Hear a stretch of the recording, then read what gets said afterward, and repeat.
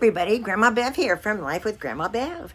And I'm going to do something that you have not heard me do for quite a while. I did it back in the beginning of when I started, diversifying into doing other videos other than travel.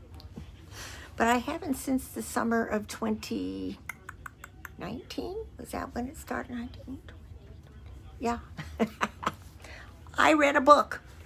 I finished it. I started from the beginning and I read it in 2 days.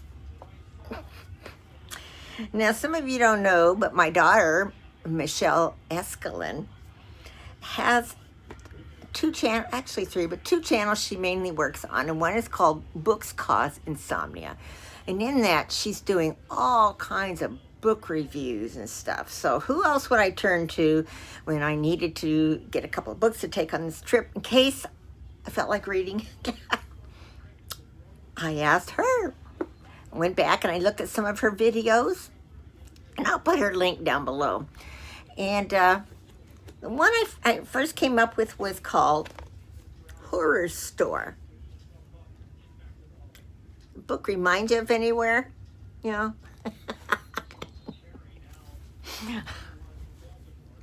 And then after that, she suggested another book, which is The Missing Sapphire of Zanzibar. And that's on a cruise ship. So that's what I'm going to start reading next. But anyway, back to this one.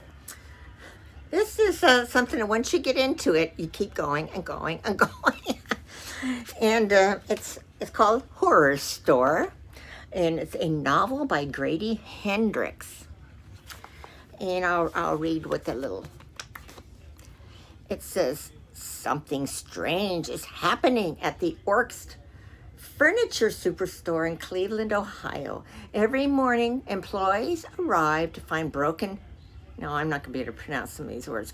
Cajoling bookshelves, shattered glands, water goblets, and smashed lirapit wardrobes. Sales are down, security cameras reveal nothing, and store managers are panicking. To unravel the mystery, 3 employees volunteer to work a 9-hour desk till dawn shift. In the dead of the night, they'll patrol the empty showroom floor, investigate strange sights and sounds, and encounter horrors that defy the imagination. Now, I've never really worked in a retail store, per se.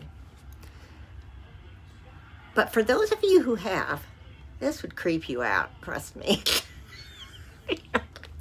My mother worked 30 years in retail. My daughter worked off and on in retail. And this would really affect you weird if you worked. You'd look at it differently whenever you go into a store and work again. The book is written. It's very interesting the way it's written. It's kind of like...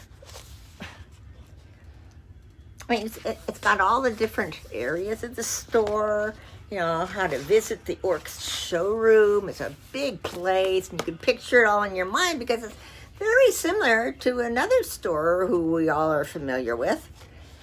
And I'm not sure if I should say its name, but you'll figure it out. I've only been to that store one time, and I can still picture as I'm reading the story in there. And if I ever go in the store again, this is going to pop in my mind. So it's an original work of fiction, horror, and parody. The contents of this book are not sponsored by, affiliated with, or endorsed by any furniture retailer or manufacturer. The settings and characters described in the story do not exist in real life. All furniture and merchandise featured herein are products of the author's fevered imagination, and he's got quite a clever imagination when it comes to writing this book. So as you read it, each chapter, has, the different descriptions. You choose yourself, you pack yourself, you pick yourself, you assemble yourself, and all that kind of stuff. Here's the home delivery order form, and just various other pages. Now, each chapter starts out with a sketching of a piece of furniture. And that's what it's called. This one is a Brooka. And it says a sofa that's everything you ever dreamed a sofa could be, with memory foam cushions and a high back that delivers the support your neck deserves. Brooka is the relaxing beginning to the end of your day. Now, each chapter that goes on, if you pay attention, the type of furniture starts changing a little until it gets really creepy. And then I noticed, like, in the back of the book, there's little hidden meanings, especially in the back. In the front, there are, but not as much as in the back. Yeah.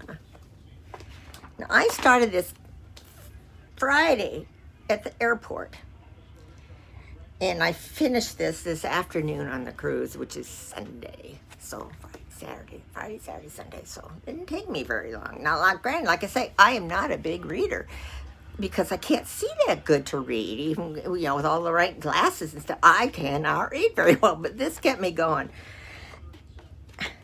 It's a type of story that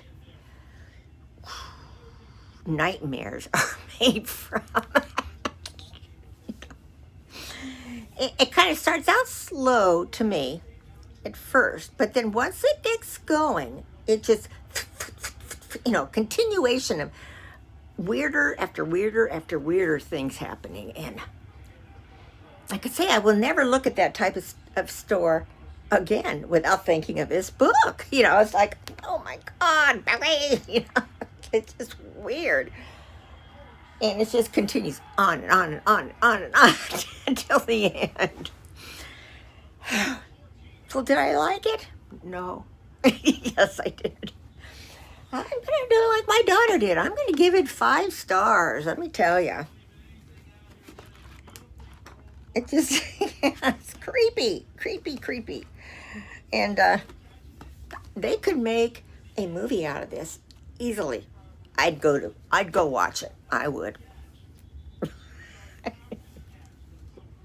So, what can I tell you? Read the book.